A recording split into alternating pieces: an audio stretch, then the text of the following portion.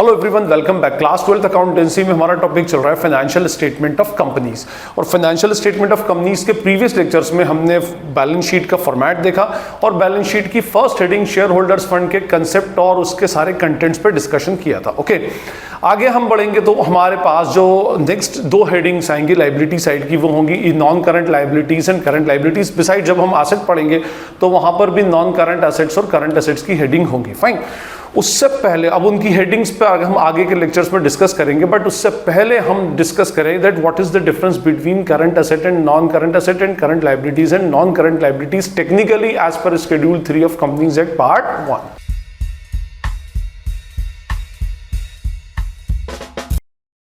Share holders fund की heading हमारी हो गई, उसके बाद share application money pending allotment वाली हेडिंग हम ऑलरेडी पढ़ चुके हैं। आगे हमें जो हेडिंग्स पढ़नी है वो दो हेडिंग्स होती है, non current liabilities and current liabilities. Asset में non current assets and current asset. Okay, अच्छा, नॉन करंट लाइबिलिटीज और करंट लाइबिलिटीज के बीच में डिफरेंसेस की अगर हम बात करें, नॉन करंट लाइबिलिटीज और करंट लाइबिलिटीज और non current asset and current asset, तो क्लास 11th में इनिशियली फर्स्ट और सेकंड लेक्चर में ही आपको एक्सप्लेन की जाती है। ठीक है, हम इनिशियली क्या बता देंगे भाई, नॉन करंट लाइबिलिटीज वो होती हैं जिनका पीरियड 12 मंथ से ज्यादा हो और करंट लाइबिलिटीज होती हैं जिसका पीरियड 12 मंथ से कम हो।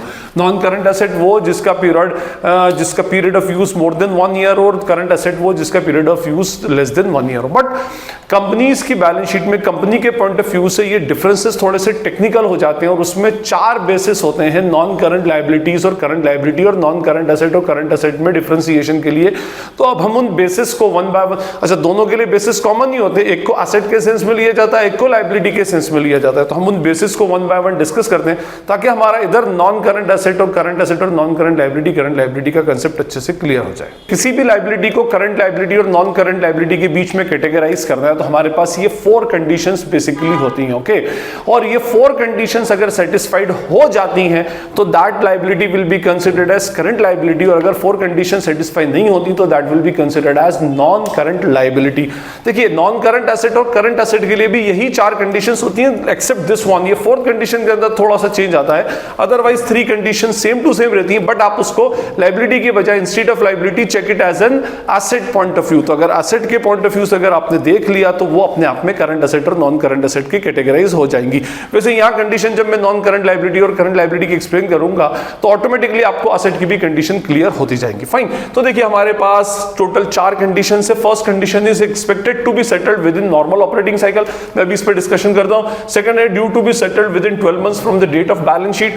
Third is held primarily for the purpose of being traded, and fourth is no unconditional right to defer settlement for at least 12 months from the date of balance sheet. Okay, अब हम one by one in conditions को लेते जाते हैं। देखिए, सबसे पहले है बोला क्या गया इसमें, expected to be settled within 12 months operate within a normal operating cycle. अगर आपकी ऑपरेटिंग साइकिल के अंदर है विद इन 12 मंथ्स तो वो करंट लाइबिलिटी है, और मोर देन ऑपरेटिंग साइकिल है तो वो क्या बन जाएगी, हमारी नॉन करंट लाइबिलिटी। एक लाइबिलिटी जिसका सेटलमेंट आपकी नॉर्मल ऑपरेटिंग साइकिल के अंदर होने वाला है। अच्छा, ये कंडीशन है, इसकी कंडीशन को 12 मंथ से भी हम मेजर करते हैं तो that will be considered as what, current liability. और अगर 12 मंथ से ज्यादा पीरियड में उसका अगर नॉर्मल ऑपरेटिंग साइकिल से ज्यादा पीरियड में उसका सेटलमेंट होने वाला है तो that will be considered as what, non current liability. अब first question is that what is the meaning of operating cycle. Sir, ये ऑपरेटिंग साइकिल होती क्या है ये भी हमें समझ में आना चाहिए। तो ऑफ कोर्स समझ में आना चाहिए। देखिए, ऑपरेटिंग साइकिल जो फंडा है ये आपके बिजनेस में, किसी भी बिजनेस में अगर हम बात करें तो किसी भी बिजनेस में एक एसेट की प्रोसेसिंग और उसकी convertibility into cash and cash equivalent, जो ये पूरा का पूरा टाइम होगा, that cycle will be called as operating cycle. इसका एक नाम और होता है वर्किंग कैपिटल साइकिल। एसेट क्या, मैं सिंपल सी बात करूं भाई, आपके स्टॉक का बाइंग से लेकर उसका कैश में कन्वर्टेबिलिटी तक का जो पीरियड होता है that will be considered as what, normal operating cycle. हम उसको हमारे बिजनेस की ऑपरेटिंग साइकिल बोलते हैं। देखिए, होता क्या है कि आपने किसी से रॉ मटेरियल परचेज किया, ठीक है, रॉ मटेरियल को परचेज करेंगे, फिर उसको आप कहां डालेंगे, प्रोसेसिंग में। प्रोसेसिंग में फिर हमारे पास WIP आएगा, उससे क्या बनेगा, हमारा फिनिश गुड्स। फिर वो फिनिश गुड्स सेल होगा कुछ कैश में और कुछ उधारी पर बेचेंगे तो डेटर्स क्रिएट होंगे, और फिर वो डेटर्स हमको क्या करेंगे, कैश का पेमेंट करेंगे, और उस पे और वो फिर मीनवाइल हम क्या करेंगे, हमारे क्रेडिटर्स को पेमेंट कर देंगे। तो ये जो पूरी साइकिल होती है that cycle is called what, normal operating cycle. देखिए इसके अंदर कौन कौन सी साइकिल्स होती है मैं आपको बता दूं फटाफट से शॉर्ट में।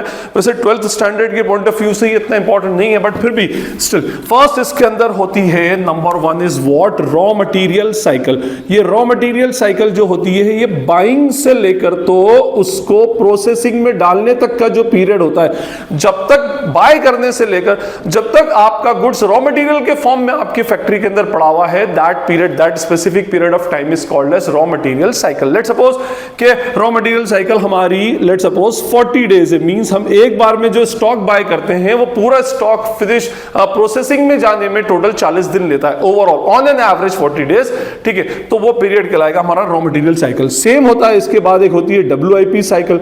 WIP साइकिल का मीनिंग होता है जितना लॉट आप एक बार में बाय करते हैं वो कितने पीरियड तक प्रोसेसिंग के में रहता है, ठीक है। ओवरऑल लॉट, हाँ एक बार का लॉट नहीं हो सकता, एक बार का लॉट तो 2 दिन ही प्रोसेसिंग में रहता हो, एक ही दिन प्रोसेसिंग में रहता हो, 1 आवर रहता हो। बट मैंने क्या कहा कि अगर आप एक बार में 50,000 यूनिट्स का रॉ मटेरियल बाय करते हैं तो 50,000 यूनिट्स ओवरऑल कितने टाइम तक WIP के अंदर रहती हैं, मींस प्रोसेसिंग में रहती हैं, that is called as WIP। WIP work in progress क्या होता है, जो मोर देन 0% हो बट लेस देन 100% प्रोसेसिंग हो गई हो, ठीक है, जो अपने आप में रॉ भी नहीं है और अपने आप में फिनिश्ड भी नहीं, उसके बीच की जो पूरी जो भी उसकी स्टेप्स हैं वो सारी की सारी हमारी WIP कहलाती है। मान लें WIP साइकिल हमारी 20 डेज है, ठीक है, तो ये हो गई हमारी। थर्ड होती है इसमें finished goods cycle. Finished goods cycle का मीनिंग होता है गुड्स बन जाने से लेकर तो गुड्स के सेल होने तक का पीरियड का। गुड्स जैसे ही फिनिश्ड गुड्स की कंडीशन में आया, फिनिश्ड गुड्स की पोजीशन में आया और उसके बाद तब जब तक वो बिकता नहीं है तब तक at that by the time it will be called as finished goods cycle. मान लीजिए पूरा, ऐसा नहीं एक गुड्स की बात नहीं कर रहा मैं, पूरा का पूरा लॉट बिकने में मान लें कि हमारे टोटल 30 डेज लग जाते हैं, ठीक है, तो बिकते से ही तो गुड सेल नहीं होगा, तो that is called as what, finished good cycle. फिर इसमें एक होती है डेटर्स साइकिल, जिसको हम लोग एवरेज कलेक्शन भी पीरियड भी बोलते हैं। डेटर साइकिल का मीनिंग होगा कि कितने टाइम में जो गुड्स आपका बिकता है ऑन एन एवरेज आपको रिसीवेबल हो जाता है। हो सकता है कोई 15 दिन में देता हो, कोई 20 डेज में देता हो, कोई 30 डेज में देता हो। सारे डेटर्स का एवरेज कैलकुलेट करके हम डेटर साइकिल निकालते हैं। लेट सपोज हमारी डेटर साइकिल कितनी है, 40 डेज या 45 डेज की है। और लास्ट होती है हमारी एक कौन सी, क्रेडिटर साइकिल। क्रेडिटर साइकिल को हम और क्या बोलते हैं technically, average payment period. Average payment period का मीनिंग होता है कितने टाइम में हमारे क्रेडिटर्स का पेमेंट कर देते हैं, ठीक है, ऑन एन एवरेज। मान लीजिए कि 20 डेज है। अब ये 4 1 2 3 4 ये सारी एसेट की साइकिल्स है और ये लायबिलिटी की साइकिल है। तो 40 प्लस 20 60 प्लस 30 90 प्लस 40 120, तो हमारी टोटल ऑपरेटिंग साइकिल कितनी हो गई, 100 डेज। इस तरह से हमारी ऑपरेटिंग साइकिल कैलकुलेट होती है। तो अगर कोई लाइबिलिटी सेटल होने वाली है विद इन 100 डेज तो it will be considered as current liability, और अगर 100 डेज से ज्यादा है तो वो क्या कहलाती है, नॉन करंट लाइबिलिटी। बट याद रखिएगा ये अपने आप में इकलौती कंडीशन नहीं है। 100 डेज हमारा बेसिकली लेस देन 100 डेज हम बोले अप्रोक्सीमेटली 3.5 मंथ्स, तो 3.5 मंथ्स का जो पीरियड है that is less than 12 months. यहां से दूसरी कंडीशन हमारी लग जाती है। बट अभी फिलहाल आप एक कंडीशन के ऊपर ध्यान रखिए कि अगर आप ऑपरेटिंग साइकिल आपको मैंने एक्सप्लेन कर दिया, आई होप आपको क्लियर हो गया होगा। तो मैं बता रहा था कि अगर आपकी कोई लाइबिलिटी एक ऑपरेटिंग साइकिल से कम के अंदर अंदर सेटल हो तो that will be considered as what, current liability, और अगर एक ऑपरेटिंग साइकिल से ज्यादा में सेटल होगी तो then it will be considered as what, non current liability, ठीक है। बट अभी इसमें सेकंड एक क्लॉज बच रहा है यहां पर, to be due to settle within 12 months from the date of balance sheet. ये तो हम ऑलरेडी पढ़ते ही आ रहे हैं, इसमें क्लास 11 से पढ़ रहे हैं कि भाई 12 मंथ से कम पीरियड के अंदर सेटल हो जाए तो करंट लाइबिलिटी, 12 मंथ से ज्यादा पीरियड में सेटल हो जाए तो it will be considered as what, non current liability. But इसके अंदर फिर दो कंडीशंस होती हैं, when operating cycle is less than 12 months और when operating cycle is more than 12 months। क्योंकि सिर्फ आपकी ये अकेली कंडीशन नहीं चलेगी, ये दोनों कंडीशंस अपने आप में साथ में चलती हैं, ठीक है। क्या इसके अंदर भी दो चीजें देखी जाएंगी ऑपरेटिंग साइकिल 12 मंथ्स में। देखिए पहली चीज तो इसमें कि अगर ऑपरेटिंग साइकिल कुछ भी मेंशन नहीं है क्वेश्चन में तो हम ये मान लेंगे कि 12 month itself is an operating cycle of the company की ऑपरेटिंग साइकिल 12 मंथ्स। ये प्रैक्टिकली तो आपको ये होगा, किसी क्वेश्चन के अंदर इस तरह से ऑपरेटिंग साइकिल मेंशन नहीं होती होगी, फाइन। तो अगर ऑपरेटिंग साइकिल मेंशन नहीं है तो 12 months will be considered as an operating cycle. But अब यहां पर देखें, अगर ऑपरेटिंग साइकिल 12 मंथ से कम है तो फिर उस कंडीशन में आपको 12 मंथ्स का क्राइटेरिया लेना पड़ेगा। और अगर आपकी ऑपरेटिंग साइकिल 12 मंथ से ज्यादा है देन हमें फिर किसका ऑपरेटिंग साइकिल का क्राइटेरिया लेना पड़ेगा। ये याद रखिएगा आप उसमें कि आपको दो चीजें देखनी है इसमें, क्या कि आपकी लायबिलिटी का पेमेंट कितने टर्म में हो रहा है और उसके अगेंस्ट ऑपरेटिंग साइकिल क्या है, और उसकी बेसिस पर फिर आपने डिटरमाइन करना है कि ये नॉन करंट लायबिलिटी है या करंट लायबिलिटी है। देखिए, जैसे अगर मैं आपको बोलता हूं कि इसमें एक हमने फंडा क्या ले लिया, लेट सपोज, इधर लिख देता हूं मैं, एक हमारी है ऑपरेटिंग साइकिल और उसका एक्चुअल पेमेंट कितने पीरियड में होना है ये हम देख रहे हैं। फर्स्ट हमारा क्या है, ऑपरेटिंग साइकिल, और सेकंड हमारा एक्चुअल पेमेंट कितने डेज में होना है। ठीक है, मान लीजिए कि अगर आपके ट्रेड पेबल्स ऑपरेटिंग साइकिल है आपकी 10 मंथ्स और एक्चुअल पेमेंट होना है 8 मंथ के अंदर अंदर। ठीक है, मींस जो लायबिलिटी आपको पे करनी है उसको 8 मंथ में पे करना है, और आपने अपने बिजनेस की ऑपरेटिंग साइकिल देखी तो वो कितनी 8 मंथ्स, और एक क्राइटेरिया 12 मंथ्स का तो चल ही रहा है। अब आप देखिए, ये ऑपरेटिंग साइकिल 10 मंथ है जो अपने आप में 12 मंथ से कम है, तो इस केस में हम 12 मंथ्स ले लेंगे। 12 मंथ्स हमारा स्टैंडर्ड है। अब ये 12 मंथ्स पीरियड हमारे पास मैक्सिमम है और एक्चुअल पेमेंट 8 मंथ्स में हो रहा है, तो ये इससे कम है, तो उस केस में ये क्या बन जाएगी, हमारी करंट लायबिलिटी बन जाएगी। Okay fine. उसके बाद number 2, let suppose trade payables की हम बात करते हैं। यहां पर हम लेते हैं 8 और इधर लेते हैं 10, उल्टा कर देता हूं मैं कभी बाई चांस। क्या मीनिंग हुआ कि हमारे बिजनेस की ऑपरेटिंग साइकिल 8 मंथ से और हमारी जो लायबिलिटी है उसको हमको पे करना है विद इन 10 मंथ्स। ठीक है, फिर वही बात, इस ऑपरेटिंग साइकिल को पहले हम कंपेयर करें 12 मंथ से, ऑपरेटिंग साइकिल और 12 months whichever is higher, तो 12 मंथ्स ले लिया। अब ये 12 मंथ से और ये 10 मंथ है, तो ये भी अपने आप में क्या बन जाएगा, करंट लायबिलिटी ही अल्टीमेटली बन जाएगा। थर्ड, अगर हम केस लेंगे, भाई मान लीजिए हमारे ट्रेड पेबल्स 10 मंथ और 12 मंथ हो रहे हैं। ठीक है, इसका मीनिंग क्या हुआ, हमारी ऑपरेटिंग साइकिल 10 मंथ्स की है और हमें लायबिलिटी का पेमेंट करना है 12 मंथ्स के अंदर अंदर। बट ये ऑपरेटिंग साइकिल को हम किससे कंपेयर करेंगे, 12 से, दोनों में बड़ा 12 मंथ्स है, तो ये कट 12 मंथ्स का स्टैंडर्ड, ये दोनों इक्वल है, तो ये भी क्या बन जाएगी, हमारी करंट लायबिलिटी बन जाएगी। फोर्थ, अगर हम ले इसमें 10 मंथ्स एंड 15 मंथ्स। अब जरा इसको ध्यान से देखिएगा, ऑपरेटिंग साइकिल का किससे कंपैरिजन करेंगे, 12 मंथ से करेंगे, तो ये हमारा हो गया कैंसल। 10 मंथ्स का हमारा फंडा, 10 और 12 जो दोनों में बड़ा होता है उसको कंसीडर करते हैं, तो यहां पर 12 इज ग्रेटर देन 10, तो 10 हमारा कैंसिल हो जाएगा, और ये 15 है, और 15 इज मतलब हमारा एक्चुअल जो लायबिलिटी का पेमेंट आएगा वो हमें 15 मंथ्स के अंदर अंदर करना है। Now 15 is greater than 12, तो this type of liability will be considered as non-current liability। उसके बाद अगर मैं 5th में मान लीजिए एक ट्रेड पेबल्स ले लूं और इसमें मैं कर दूं 15 मंथ्स और यहां पर आ जाएगा, लेट सपोज यहां पर आ गया 12 मंथ्स, तो अब हम यहां पर देखेंगे 15 और 12, इन दोनों में कंपैरिजन करते हैं। 12 कट मींस 15 है, हमारा ऑपरेटिंग साइकिल है 15 मंथ्स, लायबिलिटी का पेमेंट होगा विद इन 12 मंथ्स, ये कंडीशन फिर आ गई, तो फिर ये क्या बन गया, हमारा operating cycle current liability. 6th case में अगर ट्रेड पेबल्स के अंदर हम लेते हैं इधर 18 मंथ्स और इधर 15 मंथ्स, अब दोनों मोर देन 12 मंथ्स, अभी हम एक को लेस देन 12 मंथ और एक को मोर देन 12 मंथ ऐसा चला रहे थे। अब इसको पहले कंपेयर करूंगा मैं ऑपरेटिंग साइकिल से 18 और 12, तो 12 कट 18 का कंपैरिजन 15 से होगा, तो again this will be considered as what, current liability.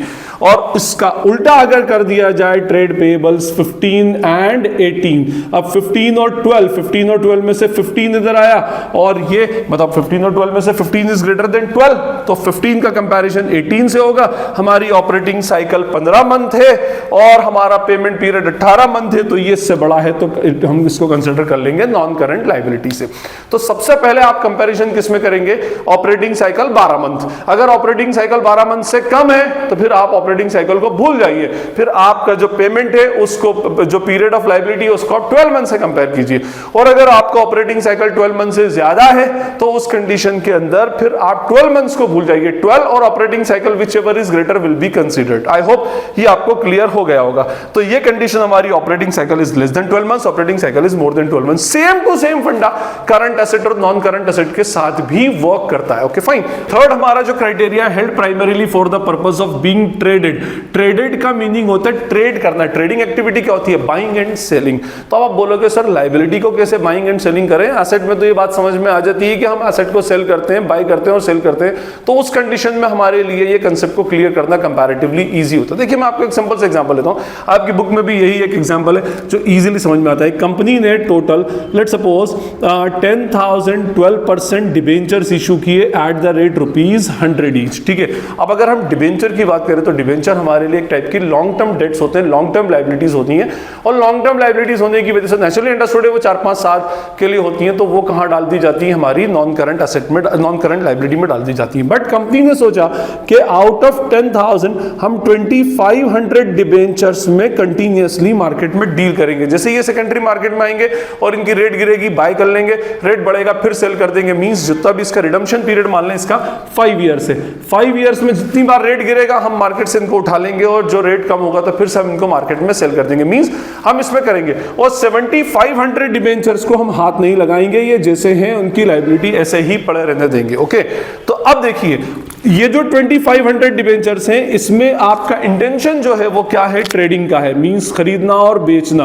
तो उस कंडीशन में 2500 into 100 that is what 25 lakh will be with a part of current liability, क्योंकि इसका आपका इंटेंशन क्या है? इस पे ट्रेड करने का है। और 7500 into 100 that is what 75 lakh, this will be considered as non current liability, long term borrowings की हेडिंग के अंदर आ जाएगी, और ये करंट लायबिलिटी ये शॉर्ट टर्म बोरिंग्स की हेडिंग में चली जाएगी। Okay fine. तो ये हमारा purpose for held for the purpose of being traded, हमें उसको ट्रेड करने के इंटेंशन से हमने उसको एक्चुअली रखा है। चलिए फोर्थ पर आ जाएं। नो, अगर आपने ट्रेड करने के इंटेंशन से रखा है तो करंट लायबिलिटी, और ट्रेड करने का इंटेंशन नहीं है तो नॉन करंट लायबिलिटी।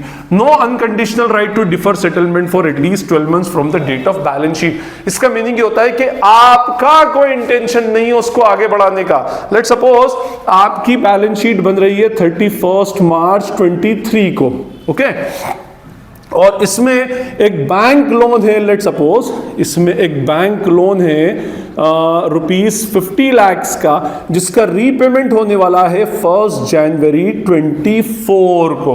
ओके, और ये रीपेमेंट शेड्यूल बैंक की तरफ से डिटरमाइन किया गया, आपकी साइड से डिटरमाइन नहीं किया गया। बैंक ने आपको डेट दे रखी है that you have to repay this amount by 1 January 24 and it will not be extended further. Means उसी डेट को आपको उसका रीपेमेंट कंपलसरीली करना पड़ेगा। तो अब आप देखिए यहां पर 31 मार्च 23 और ये 1 जनवरी 24, टोटल पीरियड्स कितना हो रहा है? 9 months.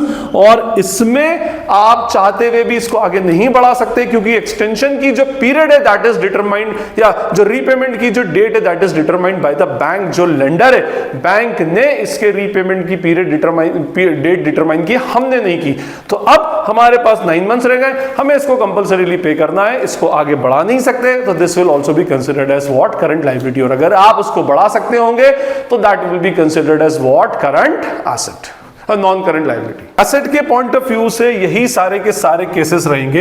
Expected to be settled within normal operating cycle, 12 operating cycle, वही सेम फंडा है। और due to be settled within 12 months from the, settled की जगह आप वर्ड यहां पर रियलाइज्ड कर लेंगे, उसमें expected to be realised within normal operating cycle, within normal operating cycle, due to be realised within 12 months from the date of balance sheet, held primarily for the purpose of being traded. अब asset में तो आपको trading का point of view से अच्छे समझ में आता होगा, जो स्टॉक है आपका वो ट्रेडिंग के लिए रखा गया है, तो आप क्या करेंगे? उसको करंट लायबिलिटी, करंट एसेट के अंदर लेंगे, और जो नहीं उसको करंट लायबिलिटी में लेंगे। सिर्फ एक फोर्थ पॉइंट के अंदर यहां पर थोड़ा सा चेंज आता है, ये आपका होता है cash and cash equivalent, the use of which is restricted. Cash and cash equivalent, जिसका यूज जो क्या कर दिया गया है? रेस्ट्रिक्टेड कर दिया गया है with in short period of time.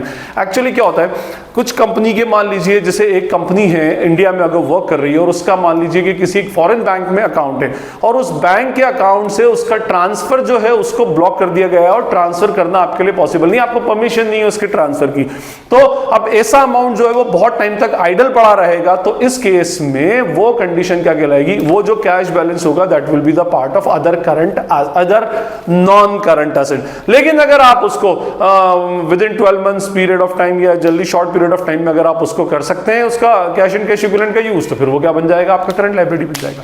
तो ये हमारे बेसिक डिफरेंसेस थे नॉन करंट लायबिलिटी और करंट लायबिलिटी में, और क्योंकि आगे के लेक्चर के अंदर नॉन करंट लायबिलिटी और करंट लायबिलिटी के कंसेप्ट को समझने के लिए इन डिफरेंसेस को याद रखना बहुत जरूरी है। आई होप आपको ये डिफरेंसेस क्लियर हो गए होंगे। स्टिल अगर कोई क्वेरी या डाउट लगे तो आप मुझसे कमेंट सेक्शन में पूछ सकते हैं। This is Najeeb Hashmi signing off from Najeeb Hashmi academy. Thank you.